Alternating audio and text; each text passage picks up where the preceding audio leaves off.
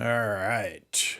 Welcome everyone to, let's make sure the Keynote overlay works and you get to see my, oh, it didn't go, Keynote, and try that. There we are. Okay. So welcome everyone. Of course that doesn't work. Oh well. My foot pedals aren't working, so maybe that's not plugged in. But anyway, I can do it manually. Welcome everyone to my AMA for February 22, 2024. And it looks like I know everybody, so I am going to just make this real quick because I do put this out on YouTube later. If you're not familiar with who I am, I'm Dan Wasink, Dan's Tutorials. I create easy to follow video tutorials. If you like what you see here, all I ask for is you check out my site and you can help support my efforts here by becoming a member of the site. Not only are you going to get ad-free videos, an AI assistant that I modeled after a genius, access to these online courses, but you're also going to be helping support a small business. So I work out of a second bedroom in my little bungalow house with my wife, and it keeps me doing what I love to do, which is helping you guys. So enough about me. Let's get going with today's session. Check out my stuff at danstutorials.com. Forgot to add that slide. All right, our first question. I have about 8 questions in here, and again, I'm going to cut this off right around 6 o'clock for our little bowling league that we're in. And last week I did, I'm not a bowler at all, but I got up to 190. My high score was a 190. Now, saying that, I think one of my first scores was just over 100, so I'm all over the board with it, but I'm pretty happy with a 190. Anyway. Find the right chat. Yeah, right. The bowling. Bowling. So I thought that was pretty good. Well, we're in New England, Dan. We do candlestick bowling. All right. First question is from Robert, and he asked, intermittent printer issues from his phone. So basically what he does is he uses, is Robert here? Nothing? Okay. So I'm here, Dad. I'm here. Oh, I'm here. Okay. So it's intermittent, like sometimes it'll print and sometimes it can't find the printer? Is that what it's doing? That's right. Yes. Have you, there's really not a whole lot of setup issues set up with these things. So the next question is, have you noticed if it's in specific rooms? This seems to be where people run into the problems. I hadn't thought of that. That might be the case. Yeah. So see if it's in different rooms. That's because the AirPrint, the whole idea behind AirPrint is it's all automatic. It sees the printer, right. It goes. Right. You could reset your one of the things that they recommended was resetting your network settings, but then you lose all your passwords for your Wi-Fi. I'm not a huge fan of that unless it's absolutely necessary. I don't think it would fix this, but the one that came up was check the proximity to the printer. So see if there's a pattern to that, and then let us know if that fixed it or not, and then we can kind of go from there if it didn't fix it and see what else we can do. The other thing to think about too is that sometimes what happens to me, I go to as if I'm going to try to select another printer, and then it finds it. It's just I have to do a 2-step to try to get it to kind of nudge it to say, yes, wake up and go find it. Right. Anyway, you could power cycle the printers, I guess. Yeah, maybe. Yeah. Okay. All right. Thank you. All right. I'll check on the different rooms, though. I hadn't thought of that. Yeah, just see if that's it. I know with older houses, like our house is pretty near 100 years old. It's within a few years of being 100 years old. So it's not the typical plaster walls, or it is the plaster, not the drywall that we see. So I had, for even 1,200 square feet, I had to get the Eero mesh things because I could have the router in another room and my phone wouldn't see it. My devices wouldn't see it because it had a very hard time going through these walls from older houses. So there's different variables in there. So check that. with the Yeah, proximity. I added a mesh network as well, just to kind of beef stuff up, and it did Yeah. help. It did help Yeah. in the house with less gaps, right? Yep. Yeah. All right. Could it be the type of printer that you're using? Because our HP we have a multifunction printer, and sometimes it will print from a phone and sometimes it doesn't.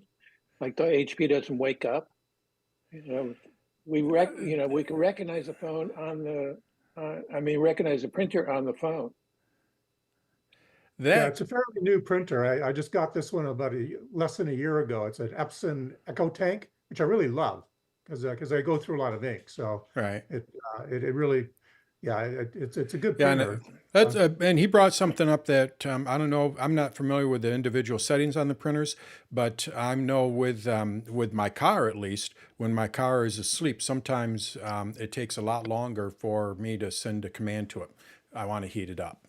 We're in Michigan here, so it gets a little cold. Well, not this winter particularly, but generally it gets cold.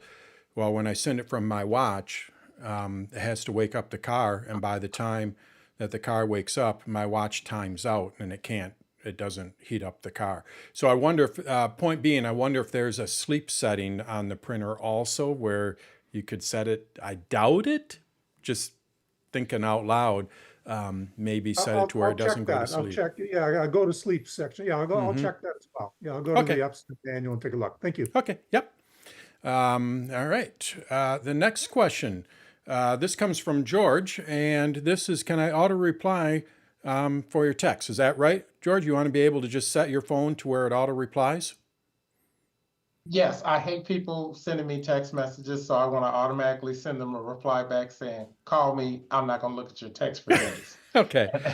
And I was doing some research on it, and I found that there's the driving app, and it gives that ability, but you can't fully edit it. And I was like, what the heck? You can fully edit. You can fully edit it. No, So yes. So what George is talking about, I'll show you for everyone else here.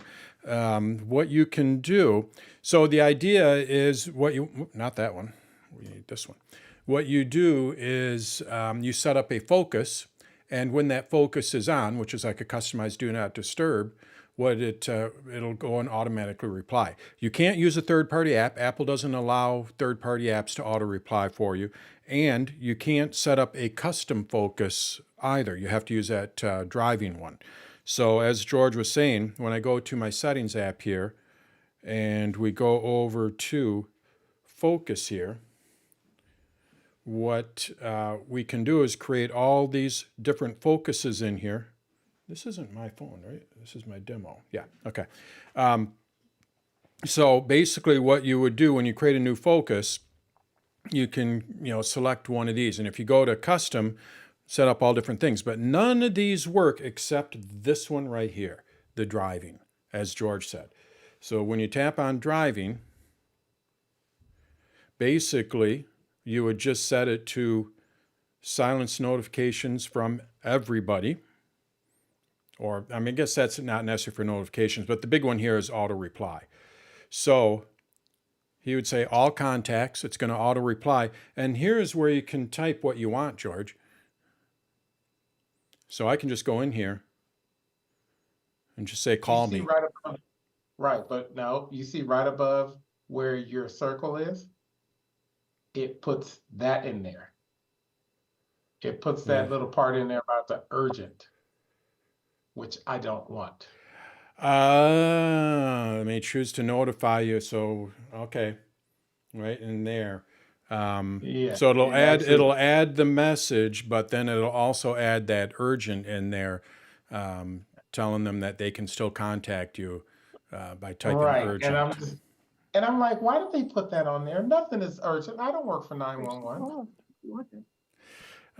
Well, then you figured everything out that I did. I don't. Everything that I looked at said that's the only way to do it. I guess I could just put a little blurb in there. By the way, nothing is urgent. I don't work for 911. I like that, George. I like that. That's great. Yep. Auto reply. Your contacts they may choose to notify anyone by sending urgent, and it as an additional message.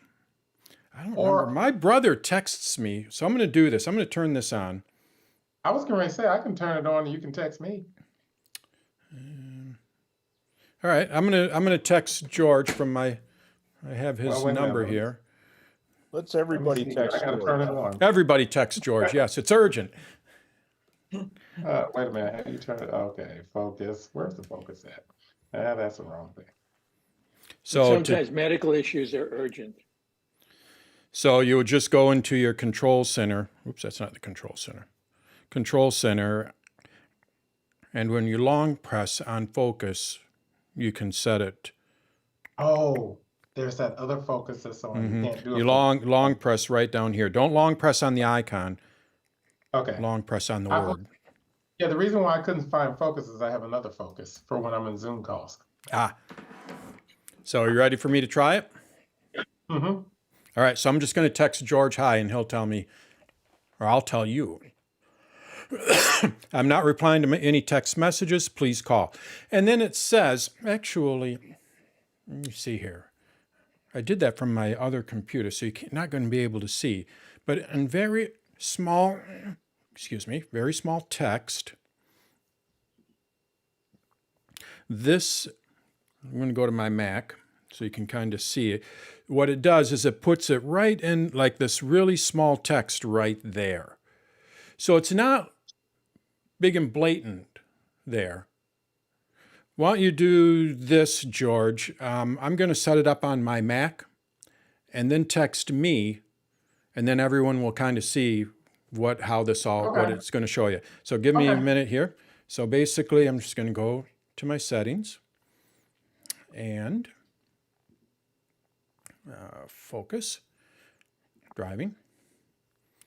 And oh, I have to do it on the phone, huh? All right.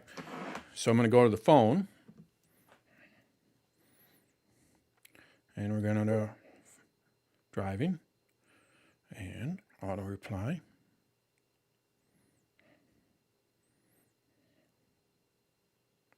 And I'm just going to say, call me instead.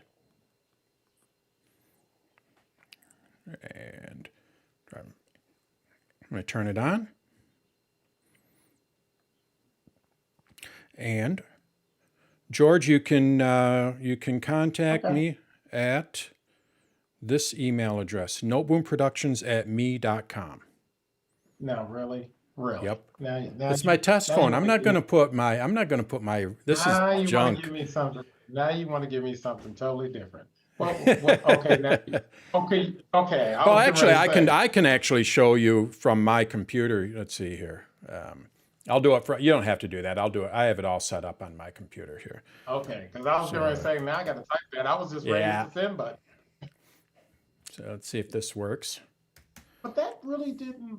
For some reason, that time it didn't give it to you. Well, never find any tag. Well, it did actually shorten it though. So you're going to see on my phone here, what it says is call me instead. And when you tap on it, oops, there's that check-in. It doesn't say anything about being urgent or anything like that. So it looks like So it may maybe work it's- for you. On the but Mac, it does say in very small text, urgent stuff. But here it doesn't say that. Oh, okay. Because I was going to say, now I'm looking at this and I'm like, it doesn't say that. Mm-hmm. But before, maybe it's on the Mac. Okay. Hey, Yeah, but it's not showing it on here, and I texted myself and it just says call me instead. So that may work. Okay, Steve says there are additional settings via settings, notifications, and messages. So I'm going to go to settings, notifications, and we go to messages. Immediate delivery, scheduled summary, always deliver. So you would turn those off if you want. Banner style sounds, show previews, Noteboom, customize the notifications, repeat alerts, never. So yeah, you do have a few more options in the notifications. Thanks, Steve. So that actually looks like it might work for you, George.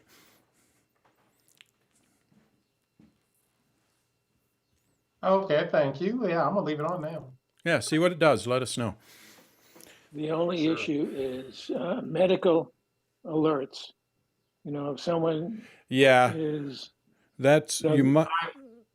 I was wondering what's gonna happen if they get it, but as far as like your bank or anybody else that use multi-factor authentication, hopefully I won't get kicked out of something.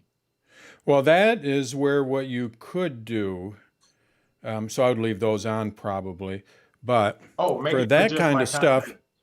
you could go to your focus driving people, and you can allow notifications. So you'd have to kind of add your bank in there and all that kind of stuff. You'd have to build it up, but That's true. Oh, that's might true. work. That's true. That would Hmm. work, yeah. So I can, because really, or it's you only people. It's only people who don't know how to pick up a phone that they always want to text you. That's the Right, only one. All the computers, of course, all the automated things, I want their text because they don't right, text me. right. Yeah, text me Hmm. saying, "Can you talk?" I'm like, well, they have a 10-digit number for that. So yeah, you would go silence notifications, add people, and you can even Mhm, just go and add your list, all iCloud, and now mhm, just block specific people, but allow everything else to get through, like the banking and all mhm. that kind of stuff. So, Yeah. Okay, you all can thank Dan and I later for me for bringing the question up, and Dan and I both and Steve, team thank you effort, for your team effort. yeah, team effort. So this will I'll change your life. This will change your life, believe me. I'll text my thank you to you right now. All right. The next one that we have is what are some strategies for aggregating newsletters? And this comes from Robert, particularly like Substack is what he was talking about. Is Robert here? Yep, still here. So you subscribe? Are you thinking like on the web, and you want to save them, or are these newsletters that come into your email? These are newsletters coming into my email. So on my iPhone, on my MacBook. Okay. So I've got quite a few of them. I'm starting to purge them a little bit, but I'd like to kind of be able to organize it a bit. Right. So this is if they're coming into your email, I'll show you two different options. The first one is with mail, and what you can do is you can set up a rule and have anything from Substack go into a specific mailbox. I'll show you three actually. So here I would go into mail, and we go to our preferences. I go over to rules, and By the then way, we're Why is still it not seeing your saying that? phone. oh, We're sorry. seeing your phone. There we go. Not sitting it there. There you we go. So I'm in my settings for mail, and we go over to rules here. And basically what I would do is I would say from Substack, and if it contains, Substack or whatever the email address, I think Substack always kind of has the same something .substack.com or something. So you just kind of put that in there, contains Substack, and then move it into a Substack mailbox. Does that make sense? Then, as soon as Yeah, that I didn't mail realize comes I could in, just have them all go to Substack. I didn't yep. realize it's the same one. Okay, Now that's all. the problem with this is this doesn't work on your iPhone unless your Mac is running 24/7.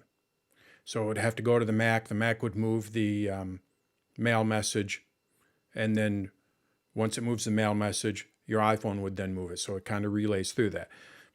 I don't have my Mac on 24/7. So a different option would be doing that in iCloud. iCloud. Dan, one question. Yeah. I do have my iMac running all the time. I mean, Okay, so you could do it that way.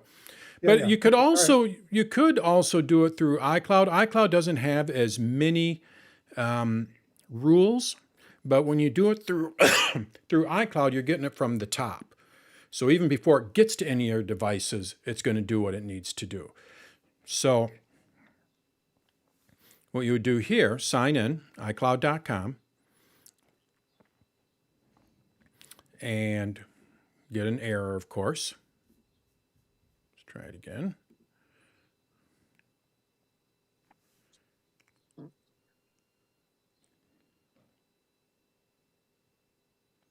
Come on. Yeah. All right. So what you would do once you sign into iCloud, you can go to your mail, just like you can with anything else. And then there's a settings there, and you're going to be able to create a rule and do the same thing. If it comes from Substack, move it over to a specific mailbox. So you would go into mail, create that mailbox, and then just create a rule that goes over to it. You can do it. Either one will work. If your Mac is on 24/7, you could just do it from the Mac and let it run. And so the iCloud one, will that work even if I have some Substacks coming to my Gmail? Oh, good question. No. So you'd want to do it on the mail. So I've app. got to be Apple Mail. Okay. Yep. Okay. Yep. Okay. All right. Create the mailbox called Substack, and then anytime that you get an email from, just add that as the rule. And the nice thing about the mail app is you can actually make multiple rules. So when I go in here, add a rule, I can say if it's from this Substack, and if it's from this one, or if it's from this one, or if it's from this one, or if it's from this one. So any one of these, and you're going to see it says any, if it matches any one of these, then it'll move it to my Substack mailbox. But I think with Substack, you could just go substack.com and it will, because I think that's the way that they work. But either way, if it's individual emails, you could do it that way too. And don't you use another mail service too that you've been demoing and we'll Yep. get to it? So that's another option. So that's if you use Mail app, which most people do.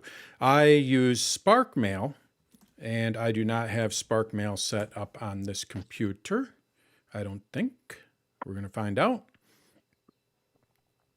Or do I? Got it. I do have it set up here. So with Spark Mail, we have newsletters here, and it will automatically move all of your newsletters into here.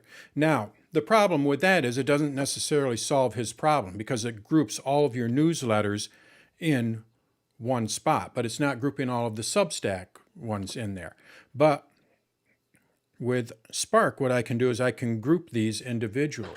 So here's the Holland Sentinel. This is our local paper. I want to group all of the Holland Sentinel together. So I can group these emails. And now you can see that I only have one Holland Sentinel. Let's go ahead and group all of the Morning Brew.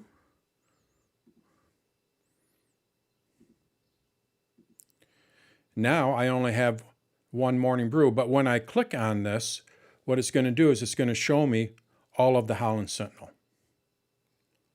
So this kind of does it automatically. It's kind of like a rule, but what it automatically does is it puts my newsletters, which would be Substack, it would go into this folder automatically. That's just part of Spark Mail. Then what I do is I go in here and say group all of these, Holland Sentinel together, and now I can just kind of go through those one by one, and it's all automatic. And Dan, when you group those, as you go in and open the group and read them, it does show you the ones you've read, the ones you are Yeah. still So on. the way that Spark Mail works, similar to Gmail, I believe, I'm done with this. So basically, I can just click on the check mark. I can hit on E, and it's done.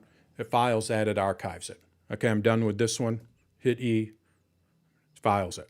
So I can just sit here and go through all of my emails. And in the Spark that Mail, group. the Spark Mail, I can set up to receive my Gmail as well as my Apple Mail. Yep. You're going to see I have multiple email addresses in here, and I can go to, I'm looking at all of my inbox here, but I can just go to Johnny's. There's my newsletters for Johnny. Here's my newsletters for Abigail. Here's my newsletters for Noteboom Productions.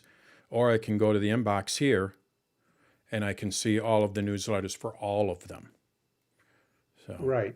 And I know it's on my list to go look at your video to do with Spark Mail while you switched over to it. But just remind me, I know there's a cost involved with Spark Mail, but it's not horrendous, is it? It's no, and they added it to SetApp, which I there's have set up. Well, then you can get it. It's included in SetApp. Okay. I think I like that way of grouping them a little better. Yeah. Okay. I It, might just well, yeah, check as that you out. know, and I need to come out with some videos on more videos on SparkMail. It's sure Mail has some things. This doesn't have multiple windows. You know, there's some issues with it, but overall, I think it's fantastic for managing my email, and that's one of the Yeah, reasons why, right there. You know. yeah. No, this might be worth the price of admission to try that. Okay. Yeah. Good. Thank you. And Thank and the you. nice thing about, not to get on the SparkMail thing, but you're going to say I also have notifications. So these are newsletters, the non-critical ones. These are notifications, the more critical ones, like somebody made a payment, you know, that kind of stuff. And every once in a while, one may get mixed up. So what I can do is I can just click on this, click on it, and I can say, well, actually, this, there we go, is a notification. This is a primary. So this is how the rules work in Spark. And then it just kind of moves them around, all automatic, you know, kind of thing. So, but yeah. So that's how you could do it with Spark. And the beauty of it is, with Spark and with Mail, you can use them both side by side. You don't have to switch. Spark does work on the iPad and iPhone as well, so you can use Spark on all your devices or just on one device and use Mail for the other. I use it on all my devices. Yeah, I want to use them on all, and I guess the setup version will let me do that, right? Since you Yep. are doing it. Setup version lets you use it on your iPhone and your iPad and your Mac. It does not support Teams. I don't think most people use Teams. I mean, that's for businesses and stuff. But Yeah, I for don't do personal use, you get the AI, everything with it. And they just added a new feature. I tested out of it or clicked out of it, but let's go here. I can write back if I turn on AI here, enable it. I can generate a summary, which having lunch or whatever. But if I respond, so I reply, I can now go in here. Oops. Anyway, it'll write it in the style of me because it knows my writing style. It would write it in the style of you, you know, kind of thing. They just added that today. So pretty nice stuff in there. But that's how you could do it with Substack to wrap it up. Okay. Yeah. Dan, I raised my hand to Yeah, go for it. comment on Apple Mail. If you go back to the Apple Mail inbox rule, Okay. show me the rule that you created. I didn't create one, but Oh, okay. Well, when you're creating these rules under perform these actions, I've found that if you add one more action and make that stop evaluating rules.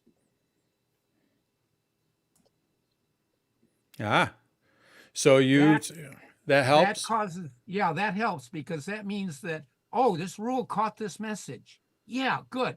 Do what it does and don't give this message to any other rule.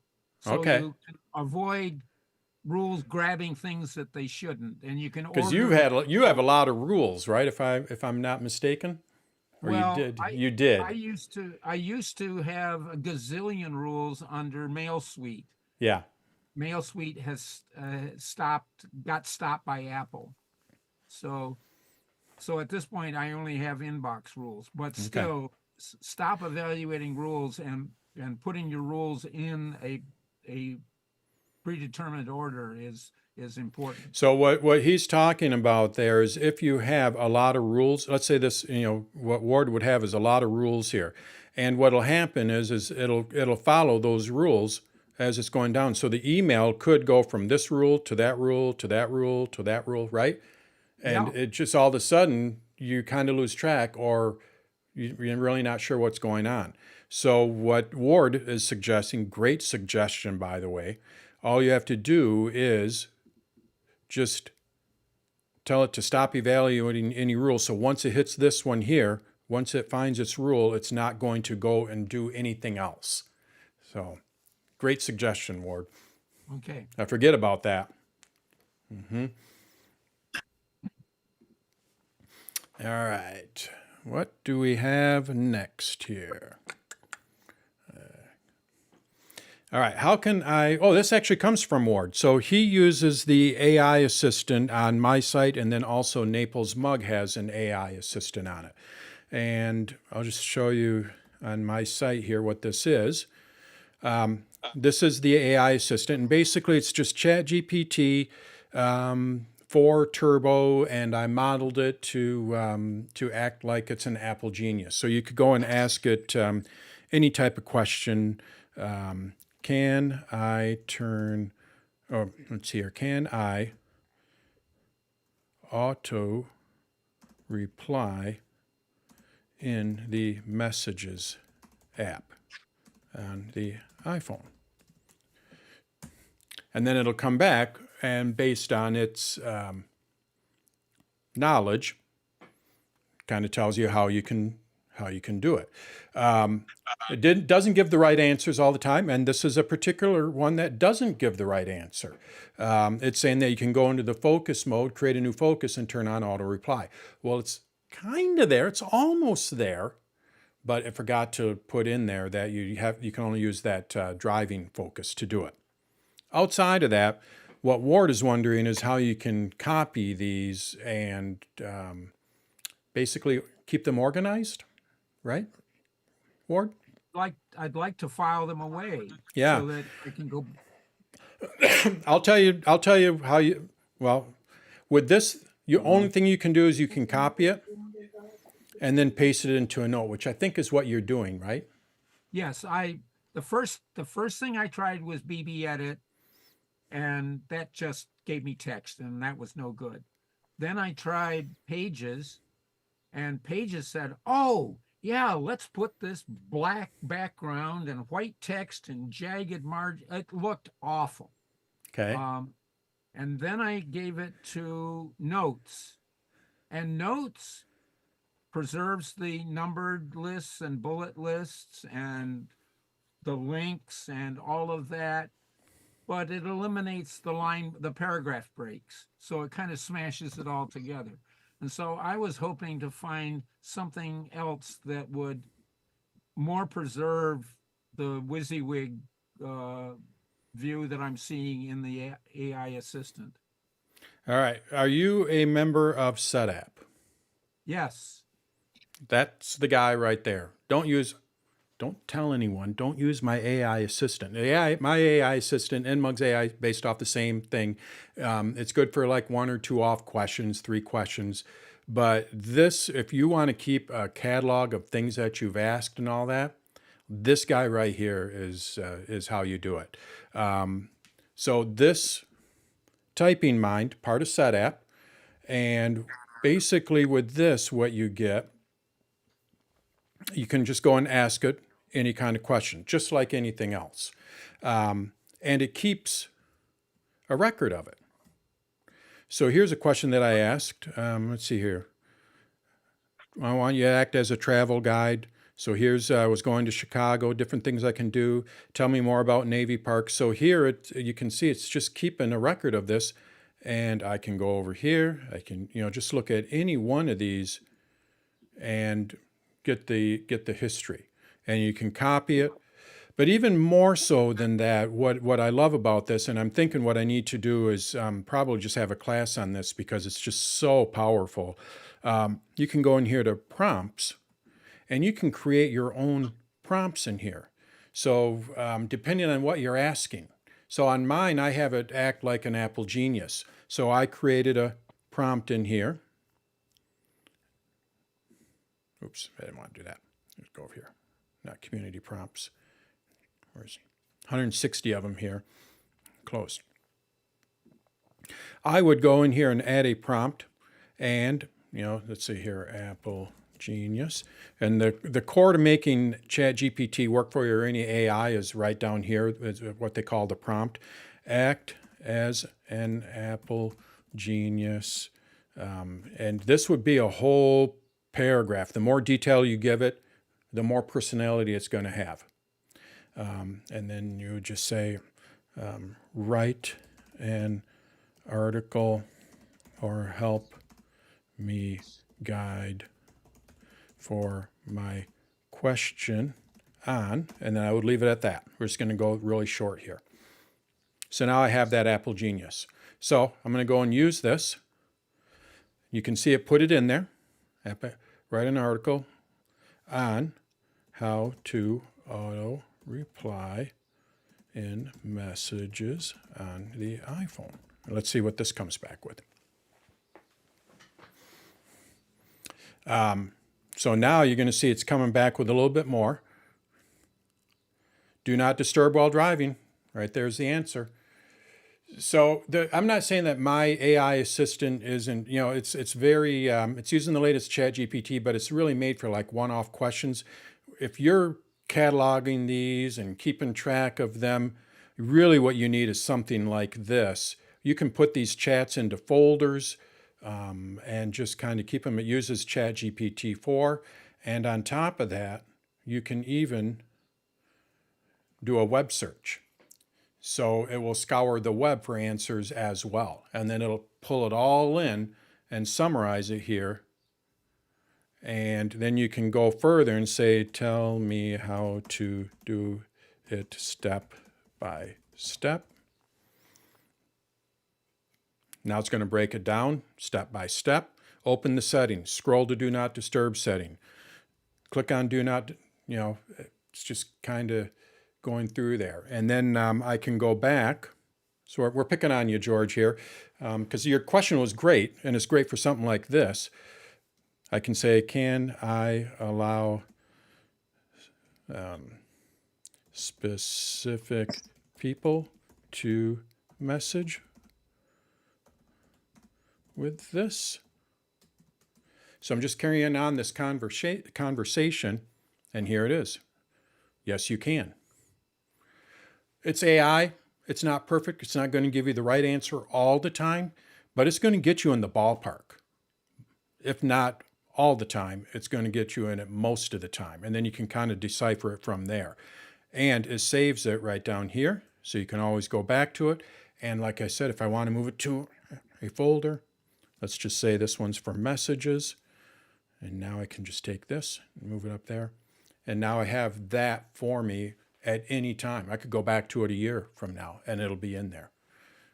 So I think a different tool might be better for you as opposed to like the web AI assistants. Those are pretty basic. There's not a lot of logging, that kind of stuff.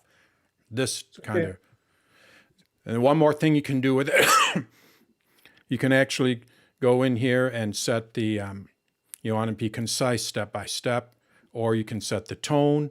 You can set the writing style and even the language, clear the content. So just a lot of options. And like I said, it's all part of SetApp. So you get this. You don't have to pay for tokens or anything like that. You don't have to hook it up to an API or, that kind of thing. So is this typing mind built on top, user interface built on top of the free ChatGPT? No, SetApp is paying for it. So they licensed it. They licensed it. Yep. You can't. Wow. You can't ask all kinds of questions. Like you couldn't ask it, 20 questions a day. You can if you hook up your own API, which is easy to do, super easy to do. But then you're paying ChatGPT like $20 a month, or not even that. You pay it by token or whatever. But I would say just try this first and see if you run out of tokens. You probably won't. You have to go through a lot of tokens before you run out. And then they renew. Yeah. I'm sure you're aware that SetApp is going to start charging a higher fee for a lot of use of typing. Right. So what they're going to be doing. So right now you get a basic set of tokens which allow you to do all this kind of stuff. Some people need more tokens. So like with me, I had to go to ChatGPT, create an account, got an API key, super easy to do. I say that it really is kind of easy. I'm not saying that as a nerd kind of thing. It's actually not as bad as what you'd think. But either way, SetApp just announced that they are coming out with a higher tier plan, so you don't even have to do that. You can just pay a higher tier with SetApp, and then they'll take they'll take care of this for you. So then you get more tokens. So, And it's but- probably worth it. oh yeah, I think so. I mean, I'm a fan of SetApp. You know, I think like this is just amazing. This app in itself is amazing to me. I have I call them 1, 2, 3, 4, 5, 6, 7. So let's say I'm getting an idea. So what I would do is I would go to my first one here, 1, and say it's an idea for a video. All right, give me the pros and cons. Give me the history. Give me 10 features and 3 obscure ones, and then I can choose from there. And then I say write a description for me for YouTube. Give me 20 titles that will have a high click-through rate, and I'm starting to add quizzes to my site. My site's always been able to do it just for fun, but I don't want to create the quizzes. Well, now I have a prompt in here that says create 10 multiple choice quiz based on what we've been talking about. So I with this, it knows what we're talking about here. So I create a prompt, so I don't have to type it in there, but I can just say create a 3 question, because we don't have a lot of information in here, multiple choice quiz. Give me details on the correct answer. I'm giving you all the tricks of the trade here. So here it is. Question 1, which of the following is the most efficient iPhone battery saving option? Well, see, I don't have a lot. It doesn't really know, because this one, my things are really long. Correct answer is this, and here is why. Question 2, which Apple device uses the M1 chipset? Blah, blah, blah. Correct answer is B, and here is why. So you can just use it for everything, and then all you have to do is just copy, and you can paste it into something else. So, but Ward, check out Typing Mind. That's my recommendation. I think you'll be much happier with that. So, all right. Next question. Actually, I have one. I am streaming this on YouTube. I don't know if Mohammed is still here, but he said, which one is better, the iPad Pro M2 or a MacBook Air M2 base model? I personally would go with the MacBook Air M2. Nothing against the iPads, but if you get an iPad Pro M2, you're spending about the same amount of money as a Mac, and the Mac is going to take you a lot further. And I would dare say that probably most everyone here, nothing against the iPads, but that iPad Pro is a pricey little guy. Also, they're coming out with new iPads shortly. From what I understand, it could be by the end of the month. So you might just want to hold off on purchasing anything.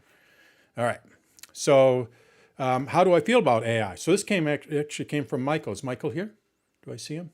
Yep. The dangers, potential. Beth, my wife, gets tired of hearing me say it, I'm sure. But I am a huge fan of AI, because as you just saw a little glimpse of what it does for me. It's really transforming how I'm doing things and making things a lot easier for me. Now, sure, does it have its pitfalls? Absolutely. You can hear a fellow talking, because I'm in a mute webinar. Ward here. Looks like he's on the phone there. But Let's see here. So Dan, I know nothing about AI. I'm just getting into it. Yep. Do you think, looking at the big picture, do you see government regulation and control over it is that being necessary, or how about in the school system? Yes. And not to get on the political scheme, but I do believe in. I don't want to go too far down this road, but yes, regulation. I think regulation is good. I don't trust companies. I don't trust. People don't trust government. Companies are just as bad. And we've seen that, with Microsoft and Google and Amazon, they all will take advantage of you if they can.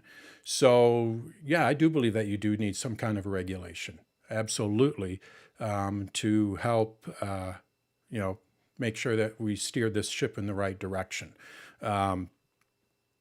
Now, saying that, you have to be careful with that too, because you don't want to stifle.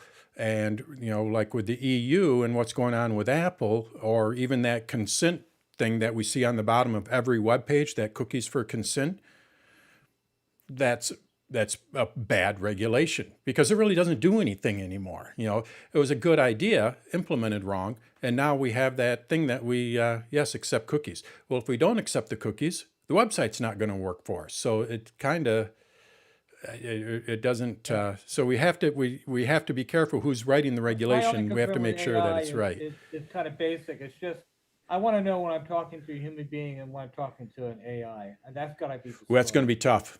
That's going to be tough. Right now, you can still kind of tell, but I'm going to say in the next 3 to 4 years, you wouldn't. I call my cable company. I'll never talk to a live person. Yeah. Mm-hmm. They're getting really, really good, and the video side of it as well. They're getting really good with all that kind of stuff. And even though I'm a big fan, yes, it's kind of scary. I can't imagine where this is going to be in 10 years. Who knows? Maybe we will have Skynet. Yeah, and I don't want to jump ahead, but if we have time at the end of the session, could you talk about what legacy is and what that means, setting that up? Yeah, I'd say let's table that for the next one, because I only have about 10, 15 minutes left. Yeah. Well, let's see what the next question is, and then we can go from there. So Dan, are you real or are you off bowling right now? Do you know? That's the question. When he goes bowling, he's AI. Right. And really, the whole bowling thing is, my wife and I go, my brother-in-law and a friend of ours that I've known for a long time, and it's really just drinking beer and socializing. Have you ever ask it, how can I get 3,000? Right. Or 300, I guess. It's been a long time. Dan, have you tried bocce ball? What's that? Have you ever tried bocce ball? B-O-C-C? No. No, I haven't. Bowling. All right. So Steve put in the message. Steve, I had to do this. I use all caps on my titles, and Steve kind of riddles me on that. Yeah, he doesn't like it, and I get it. All caps is shouting and all that kind of stuff. But here it is, Steve. Can draw attention, and that's what I'm trying to do. So, but it also it's not necessarily right. But it also causes eye strain and headaches, and and also proves how dumb AI is. Yes. But that's just my opinion. Right. I should say with the Typing Mind Ward, before I sign off on this, do you have multiple Macs? Because what you can do is you can sync it. So I can go in here and it syncs via iCloud, and it doesn't matter which Mac I'm on, this whole library here will show up on all the different Macs. Not on the iPhone or iPad, but at least on the Macs. So it's just a nice little tool. All right. I was muted. Yes, I do have multiple Macs. Yeah, so you can Typing Mind on all of them. So, all right.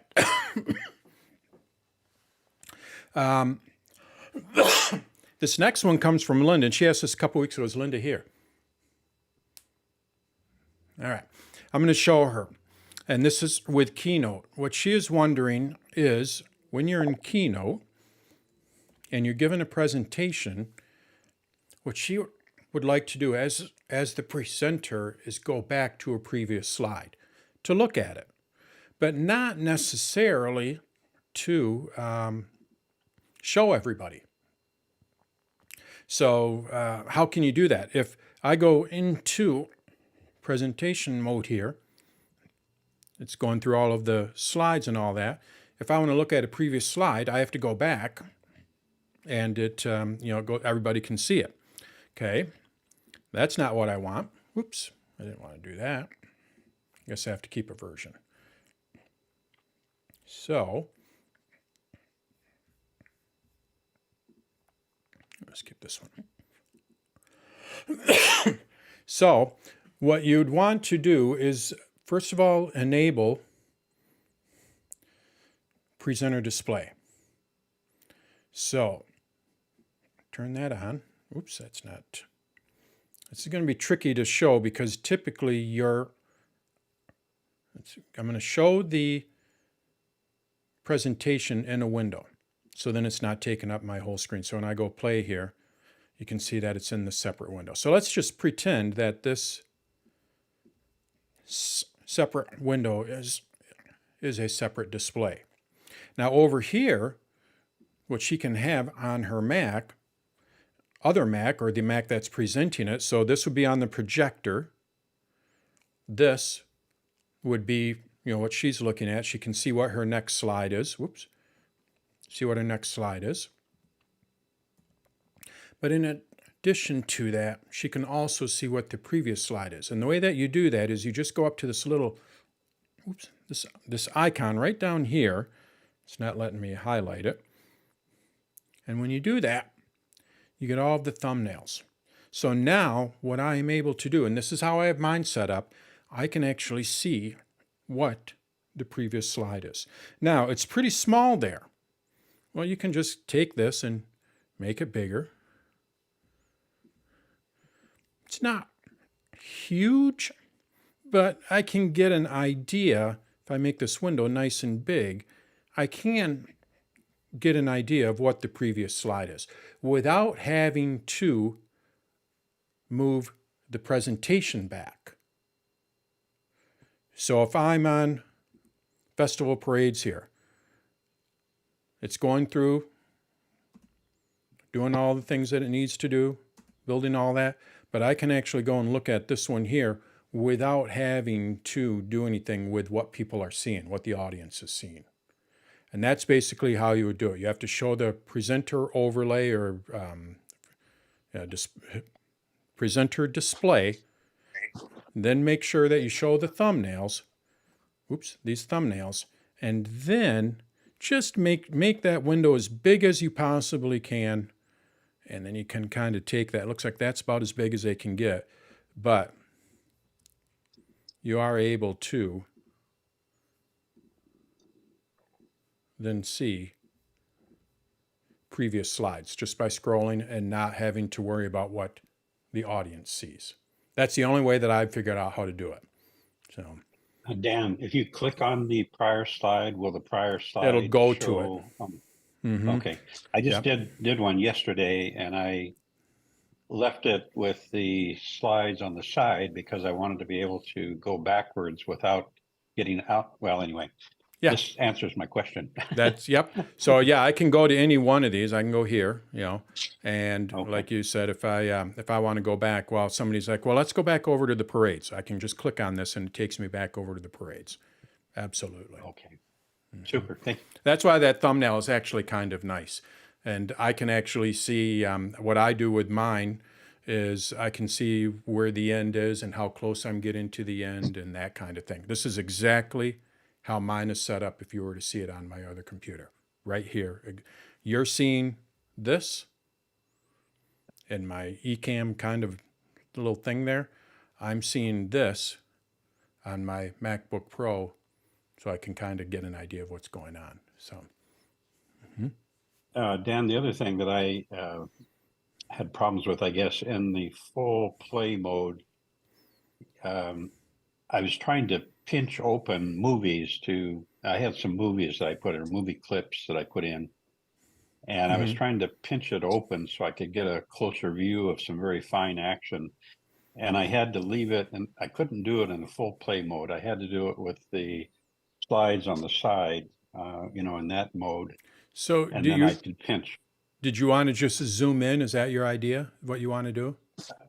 Yes. Okay. I don't know if this is going to work, but this is a nice little trick for zooming in. It's an accessibility option. So what you do is you go over to your system settings, system preferences. This has been an option for a long time. Accessibility, and then we go over to zoom. And there's an option here called use scroll gestures with a modifier key to zoom. Sounds complicated, but basically what this allows me to do, if you have a trackpad, I think this will work with a mouse. I don't even know how mice work anymore. I'm just so used to trackpads. But basically, however you scroll on a mouse, well, with a trackpad, it's 2 fingers. So you slide up and down to scroll. That's what I'm doing on the trackpad here. Well, I use that scroll gesture, the 2-finger kind of thing. But if I hold down the modifier key Control, what it'll do is it'll zoom in and out. So now I'm going to do that. So right now I'm scrolling just 2-finger on the trackpad. I hold down the Control key. It zooms in where the cursor is. So I'm not sure if it would work when you're in a presentation. Let's go and make this full screen. So I'm going to escape and we go to full screen and I play it and just get into the slide here a little bit. I want to zoom in on Wednesday. Again, I'm not sure if this is going to work when you're actually presenting it, but I'm going to hold down the Control key and I swipe up with 2 fingers. It zooms in. I swipe back down while holding down the Control key. It zooms back out. So that may be a way to zoom in, is using that control, and that's just in the accessibility options. So. Is it where your arrow? Where your cursor is. So if I move my cursor over here to description, hold down the Control, 2-finger swipe, it zooms into there. I go up here to festival. So yeah, just place a cursor where you want and see if that works. So. All right. Thank you very much. Yep. And it might be, oh yeah, that's it. Look at that, 6 o'clock, right on time. Next week, I'm going to be talking about Safari and just, some tips on how we can work, with Safari. Primarily the Mac, the iPad, a little bit with the iPhone as well. But little things that we can do to make browsing a better experience. I mean, my guess is that most of us probably spend at least half of our time when we're on our computers in a browser. Mine is I'm partial to Safari, so that's what I'm going to focus on. But if you're like me and primarily use your computer for browsing, you might get a few different tips out of this that'll make it a little bit better for you. So that's what's going to be on next week. So, Tom, let's open it up for a few minutes here. Ari, could you also talk a little bit about ARC? I could. That's with the AI, because that's kind of where browsers are going. So I'll put towards the end. I'll talk a little bit about AI and browsers and that kind of thing. Yeah. So. Hope you bowl 300 tonight. Oh no, it won't be that at all. It was a lucky 190. Lucky 190. So I am going to stop the recording here. Go to me and, of course, thank everyone. And if you're not familiar with my site, head on over to danstutorials.com. And if you liked what you see here, like I say, all I ask is check out the site. You're going to find a lot more videos, a few more tools that'll help you. And you can help support my efforts by becoming a member. So thank you, and hopefully we'll see you next week. And I'm going to stop recording. Have a good week.